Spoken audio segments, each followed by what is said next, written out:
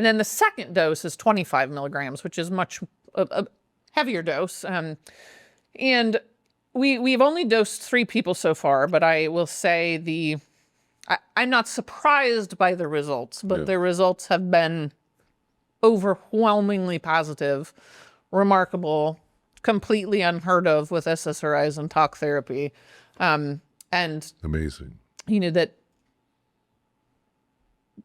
both of the people that I will comment on are, like these folks that we've talked about that have done everything, been on 20 different medications, been to 10 different therapists. They've done the yoga, they've done all the stuff, and still hate themselves, hate their life. Everybody, there's nothing that they say is positive. We could maybe argue and say, well, but what about this? But they don't see that. Everything is crap.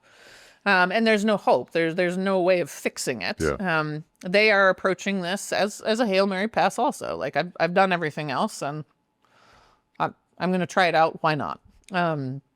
If this is the end, then I might as well go out with a bang, right? And 5 to 6 hours post-dose, post-low dose,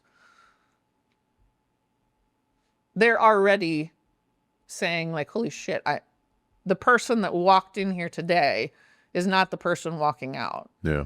And that experience, we'll probably talk a bit more later, but that experience of the neuroplasticity, that experience of being able to sort of go in and evaluate things with a different perspective, to gain a different perspective, gain new insights about things, is so critical to seeing those things that have kept you stuck or kept you believing things about yourself or other people or the world or whatever that maybe are entirely inaccurate, or maybe just are not serving anything other than self-harm at this point, and you can let those go through newfound empathy, compassion, forgiveness, whatever that may be.